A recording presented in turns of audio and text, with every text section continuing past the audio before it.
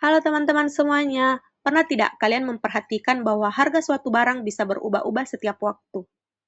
Misalnya, ketika harga naik, biasanya orang menjadi lebih sedikit membeli.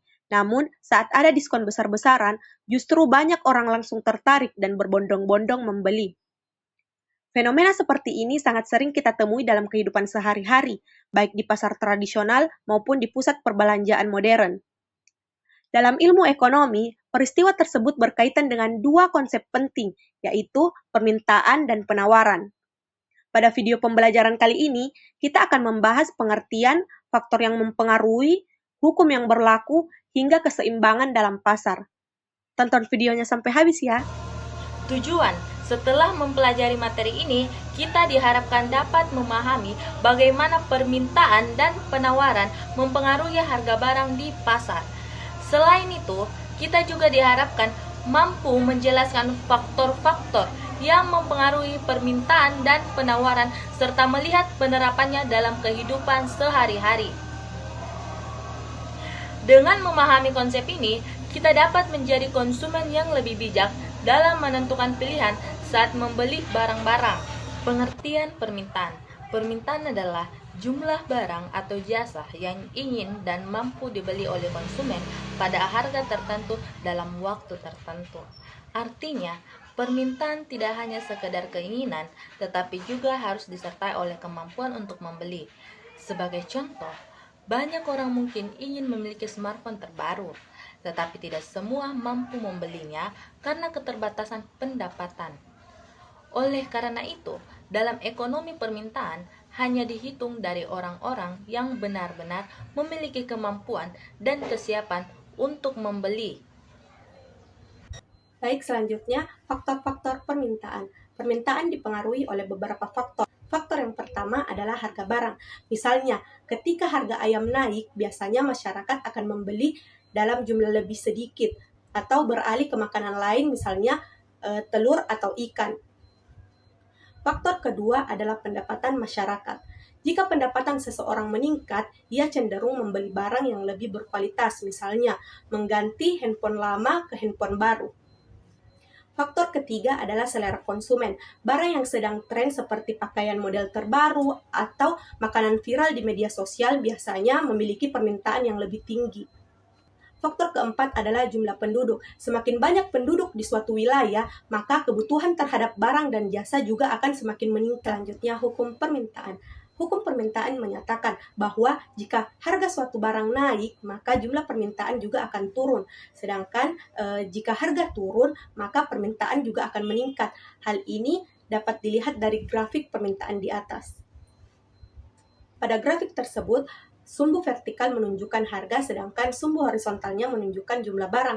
Garis kurva miring dari kiri ke kanan bawah yang menunjukkan hubungan terbalik antara harga dan jumlah permintaan. Artinya, jika harga tinggi, jumlah barang yang diminta lebih sedikit. Namun, jika harga turun, maka jumlah permintaan akan meningkat karena konsumen merasa harga menjadi lebih terjangkau. Baik, saya pemateri ketiga akan menjelaskan tentang pengertian penawaran. Nah, penawaran adalah jumlah barang yang ingin dijual oleh produsen pada harga tertentu dalam waktu tertentu. Dan artinya, penawaran berkaitan dengan kesediaan produsen untuk menjual barang yang di pasar. Biasanya produsen akan menjual lebih banyak barang ketika harga tinggi karena mereka dapat memperoleh keuntungan yang lebih besar. Dan sebaliknya juga, jika harga barang rendah, produsen cenderung mengurangi jumlah barang yang dijual karena keuntungan yang diperoleh juga kecil. Baik, selanjutnya yaitu faktor penawaran. Nah, penawaran dipengaruhi oleh beberapa faktor, yaitu faktor pertama adalah harga barang. Jika suatu harga barang naik, produsen akan mengingatkan jumlah produksi karena ingin mendapatkan keuntungan yang lebih besar. Faktor kedua adalah biaya produksi. Jika harga bahan baku dan atau biaya tenaga kerja meningkat, produsen mungkin akan mengurangi jumlah produksi. Adapun faktor ketiga adalah teknologi, misalnya penggunaan mesin modern dapat mempercepat proses produksi sehingga jumlah barang yang ditawarkan meningkat.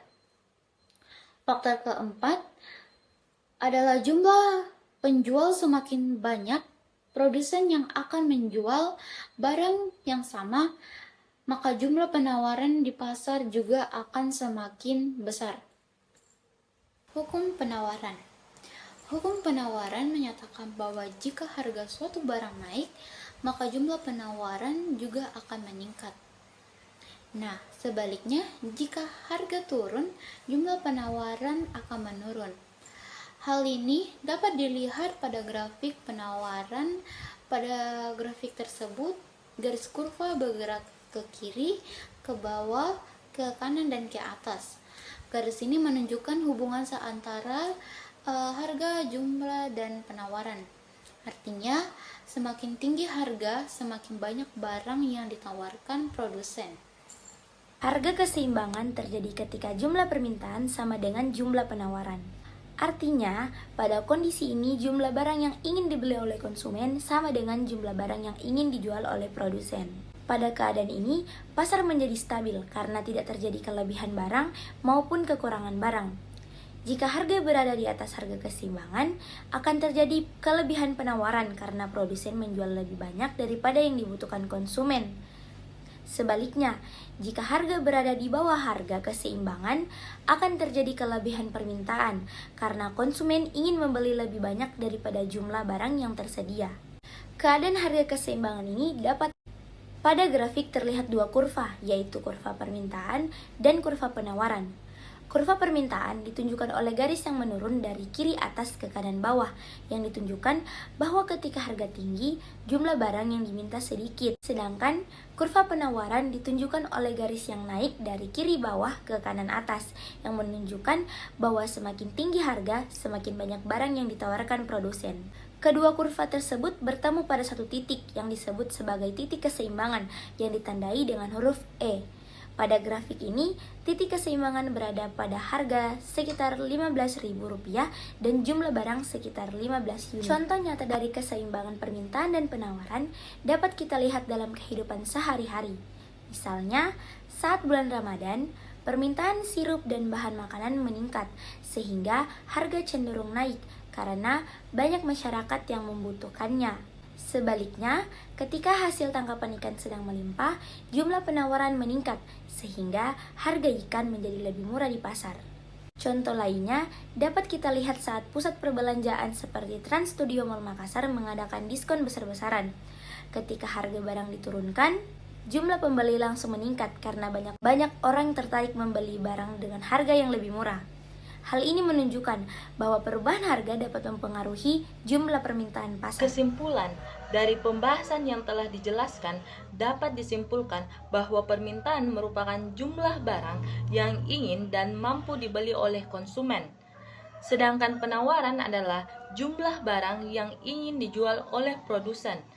Keduanya memiliki hubungan yang sangat erat karena permintaan dan penawaran bersama-sama menentukan harga barang di pasar. Ketika jumlah permintaan sama dengan jumlah penawaran, maka akan terbentuk harga keseimbangan yang membuat kondisi pasar menjadi stabil. Demikian pembelajaran kali ini, semoga materi ini dapat membantu kita memahami konsep permintaan dan penawaran dengan lebih mudah. Terima kasih, sampai ketemu di video pembelajaran berikutnya.